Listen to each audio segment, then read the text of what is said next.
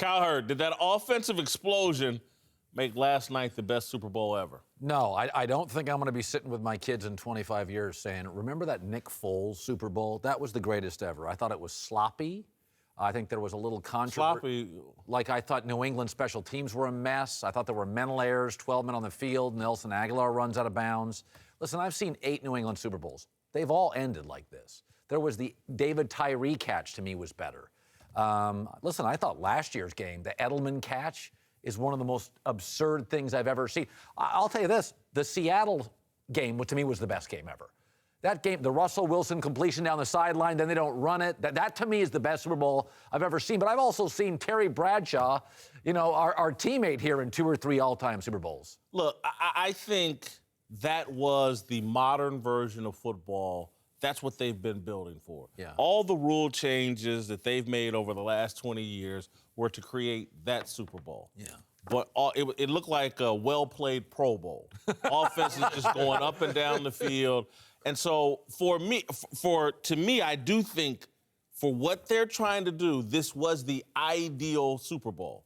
For me, I like to see defense played. I like to see big momentum changes because of turnovers, because of, you've changed field position and you force people to punt.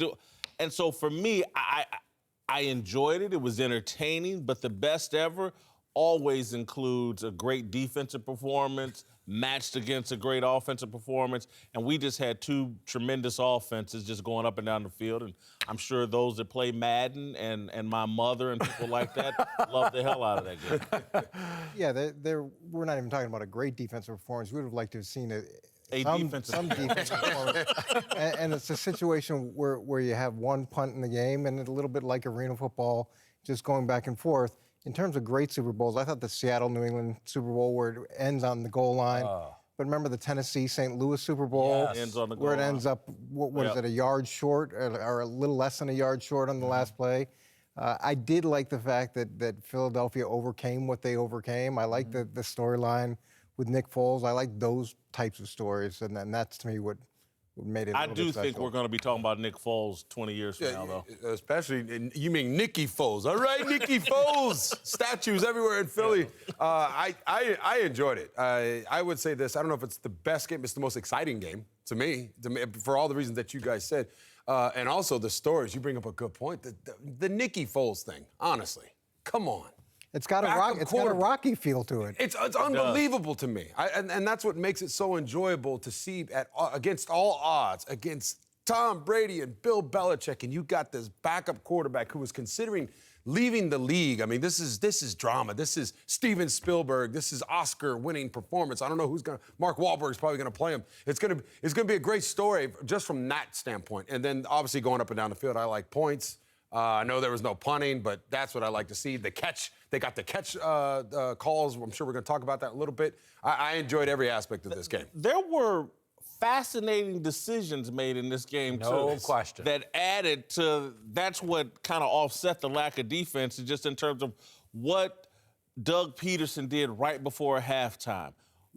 And I know there was a lot of focus on that going forward in the trick play, but what he did on the final drive on 4th down, when I think a lot of guys, even with the Patriots offense moving up and down, may have punted or certainly wouldn't have thrown the ball there with Nick Foles. I just thought there were just fascinating decisions all the way to, again, we got the whole mystery around Malcom Butler and why he stood on the sideline. This is, you know what, this is one of the most memorable Super Bowls, and so many different things happen. Most great games are imperfect. I mean, they really are. If you go to Alabama, the Alabama-Georgia game, Alabama had a player go after a coach. They had a player collapse. They butchered a kick. Backup quarterback comes in. Yeah, I mean, literally, that's the drama. I mean, like this drama, we have a controversial call. We have a Hail Mary. We have Nelson Aguilar runs out of bounds. Bill Belichick didn't go for it in the 4th. Doug Peterson in his own territory did go for it in the 4th down. So there's a lot of, I always think great games have good arguments at a bar an hour after. And this definitely, it is a great Super Bowl. I just think the Seattle That Marshawn Lynch, Russell Wilson, Malcolm Butler play to me is one of the plays of my life. I agree, but it's one play. There's several things that happen here that I'll never forget. Well, in Tom Brady's first Super Bowl, the fact that, I mean, his story was pretty unique. We're coming as a 6th-round draft pick, getting to play after Drew Bledsoe gets hurt. We get into the playoffs. We have that final drive. We're 14-point underdogs. And there were a lot of subplots to that.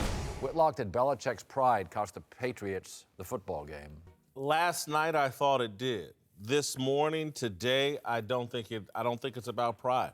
I actually think Bill Belichick is taking one for Malcolm Butler. I think if Bill Belichick wanted to spell out the reasons why Malcolm Butler got benched, people would be like, oh, I get it. And Browner's had some additional posts over social media that allude to some potential problems involving Malcolm Butler that caused him to be benched. I think Bill Belichick is actually taking the high road here, not throwing Malcolm Butler under the bus when he's leaving New England. He won him a Super Bowl with a big play. I think out of respect for Malcolm Butler, Belichick, he's not going to say why Malcolm Butler got benched, but I don't think it's foolish pride. I think it was irresponsible behavior by Malcolm Butler that I would imagine led to this. Well, even as a parent, if you're too rigid or your punishment's too strong, there's repercussions. You know, that's the dad that doesn't let the daughter do anything. You know, she ends up being the rebel. And if the stories are true, what Malcolm Butler did, it doesn't feel like a game suspension. It feels like a dumb move. You keep a guy out for a quarter. I think in the end, if a 53-man roster, 52 guys paid the punishment for one guy. And I don't like that. I don't like that. And I remember in high school. That's why I blame Malcolm Butler. I'm not saying he's not culpable, but if everybody else worked for the last 7 months on this team, and literally one of the defensive backs was like, yeah, I didn't know before the game. So now my assignments change against a multiple offense that's well coached. This is a really difficult situation when you coach the secondary and work in the secondary and you prepare one way throughout the course of the process. The player understands how he fits in the scheme. Everybody understands how they fit in relationship to that player. And then suddenly it changes right before.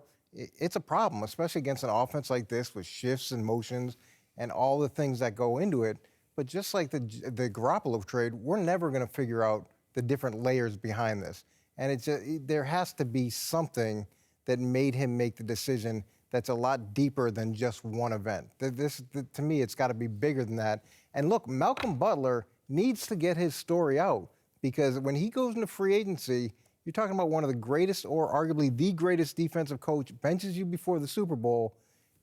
Teams are going to need a little bit more than, I don't know why he did it before they sign him. Yeah, and because of what you just said there, I refuse to believe that Belichick would compromise his team to send a message to one player in a Super Bowl game. I just don't. I don't see that.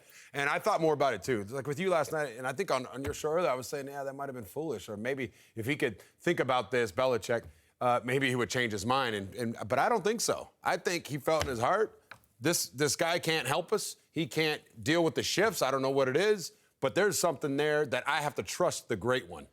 Why would you go against what Belichick's doing now? This game, though, Jason, it was different. First of all, New England's never sloppy on special teams. They were. They never got a pass rush. They're the great adjusting team. They never adjusted defensively. They were as bad in the second as they were in the first. Didn't go for it in fourth. I guess that's a coin flip. There was so much noise leading up to this Super Bowl. Documentaries. This whole week, they were off-brand. I went into this game at the end of the week saying Philadelphia was going to win because I thought something was off with the Patriots. But again, circling back to Malcolm Butler specifically, they wanted to trade him. You know, he won them a Super Bowl, and they wanted to move on from him. That's an indication that there's more of a problem with Malcolm Butler than just his on-field performance. He sounds like a high-maintenance guy, and I guarantee you, if Belichick made this decision, it's about what transpired all season long, and he got to a final straw Super Bowl week. And there's a lot of truth to that. What comes out in the media is such a tip of the iceberg in terms of what really happens throughout the course of the season in the locker room, we only find out a small percentage of it. So you would have to imagine this was the final straw, as opposed to a one-off event where he said, "Okay, hey, I'm going to make this decision." You know, he won you a Super Bowl and you wanted to impulsively. trade him. You wanted to move on. And from also, him. let's remember that this defense was thin to begin with. Hightower's gone. So you're thinking to yourself, I mean, if you watch the film, you guys watch film, Philadelphia's O-line jumps off the tape. You're probably thinking to yourself, we're not going to get a huge pass rush, meaning I need my best defensive backs. Maybe he's not the best, though. That's the thing about it. Maybe he's just not that good compared to the other guys. Maybe he understands the scheme better. What bothers me the most about this is, or concerns me the most, is Dante Hightower liking what Brandon Browner said. This is the defensive captain, and he's got a 3-year extension. That to me stood out as more than anything. That stands out to me because I think it's frustration. He just lost the Super Bowl.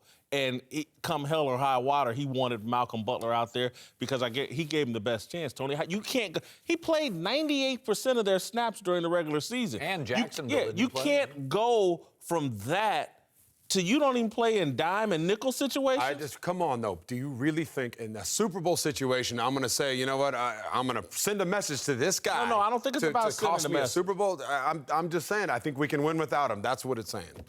He's definitely saying that, but I think he's also just staying true to his message to the team. The Patriots, going all the way back to their first Super Bowl, no one's bigger than the team. Next man up. He's been preaching that for 17, 18 years, and Malcom Butler, it seems like to me, must have just been pushing and pushing and pushing the envelope.